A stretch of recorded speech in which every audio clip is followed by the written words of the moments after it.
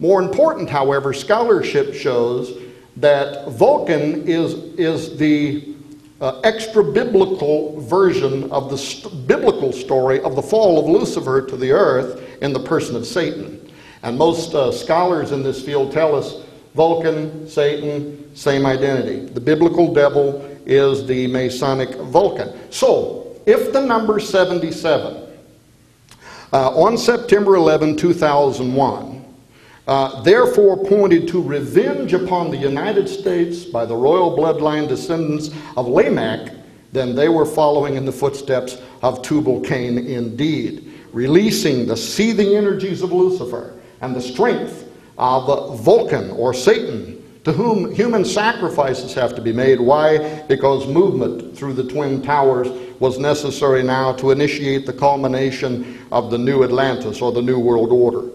Now, of course, let me jump forward. Some believe that there has been an occult hand operating in the United States towards a New World Order long before 9/11.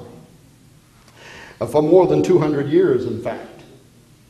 And that it can be clearly seen in those signatures of the order upon the country's most famous symbols and landmarks. Let me give you, for instance, of all of the Masonic symbols that date to or associate with the founding of America, 33rd degree Freemason Manly P. Hall again. And by the way, Manly Hall was not just a Freemason.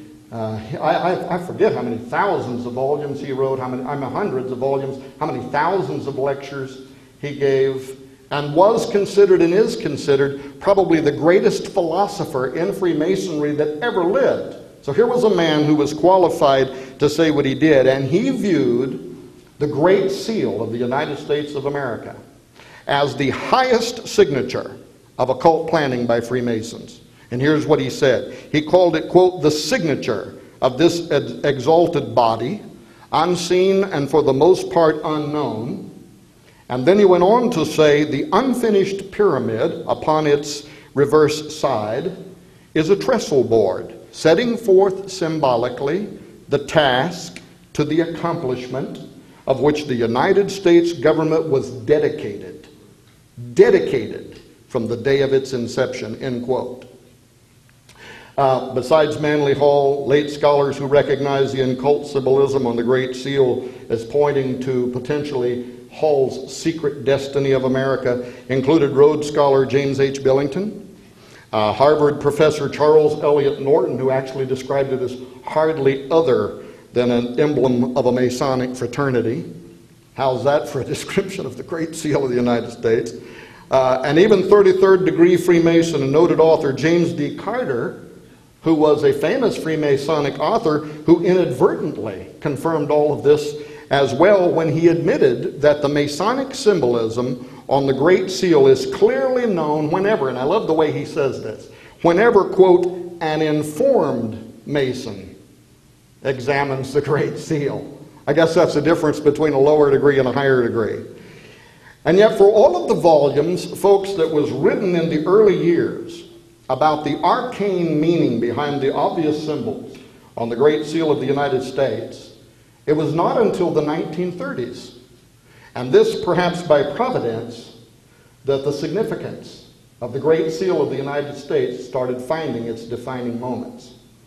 This happened when occult-minded 32nd degree Freemason Henry Wallace, remember him? The Secretary of Agriculture for the United States in 1934, became intrigued with the meaning behind the Great Seal. Now, Wallace had been a disciple of Agni Yogi Society founder and theosophist Nicholas Roerich, whose devotion to mysticism back then all broiled around their belief within this occult society that we were on the verge, or at least their generation would set in motion the movement towards a mystical earthly order that would even have, and here's where transhumanism may come in, that would even have a new breed of people unlike you and I.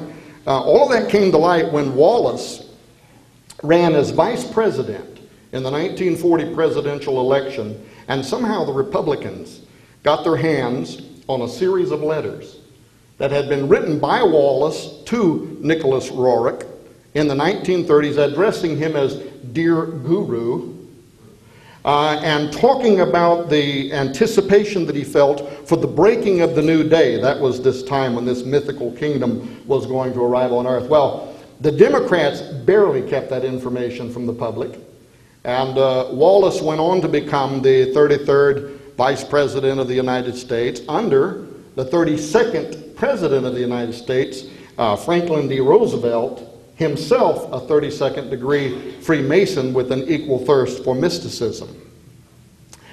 Though it was Roosevelt who had set in motion the push to get the Great Seal of the United States upon the $1 bill, it was actually Wallace who thought there was something more here, and thought their generation represented something more here, thought that this was a prophecy, and that somehow it was related to the administration of Franklin D. Roosevelt.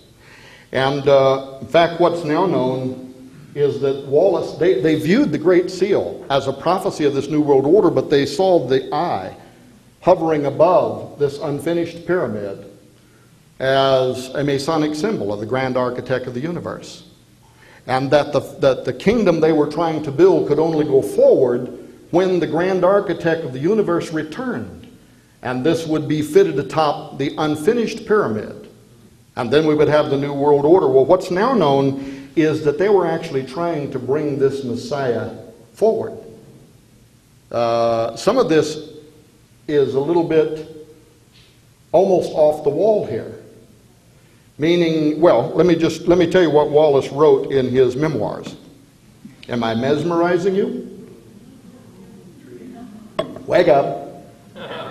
Look, you had enough time earlier to get up and get some blood stimulating through the gluteus maximus. You can at least make it 30 more minutes through my lecture. Amen. If not, maybe wiggle a little bit. Here's what Wallace wrote. It will take a more definite recognition. This is in his memoirs. It's kind of spooky when you think we have people like this running our government, isn't it? It will take a more definite recognition of the grand architect of the universe before the apex stone, that is the capstone of the pyramid, is finally fitted into place. And this nation, in the full strength of its power, is in position to assume leadership among the nations in inaugurating the new order of the ages, end quote. Well, finding or making a more definite recognition, they were looking for him. In fact, both of these men, Roosevelt and Wallace, were fascinated with the idea of a new breed of people, new Atlanteans for the new Atlantis, similar to the contemporaneous exploration by Hitler for the Aryan Superman.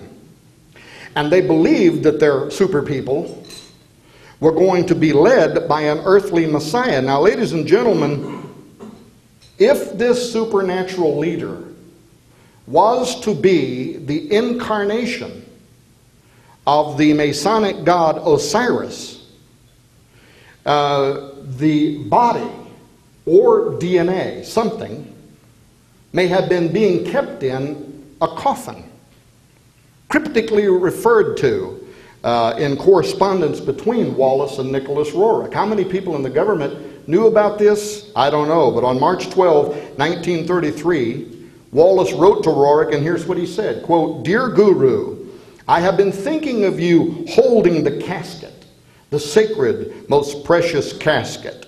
And I have thought of the new country going forward to meet the 7 stars under the sign of the 3 stars, end quote. Well, I go into this in my new book, explaining what that all means, the 7 stars, the 3 stars, and even the fact that there is some evidence that something may have even been removed from the Giza Plateau. Even Egypt's leading Dr. Zahi Hawass, if you remember in recent years, thought that he found the tomb of Osiris.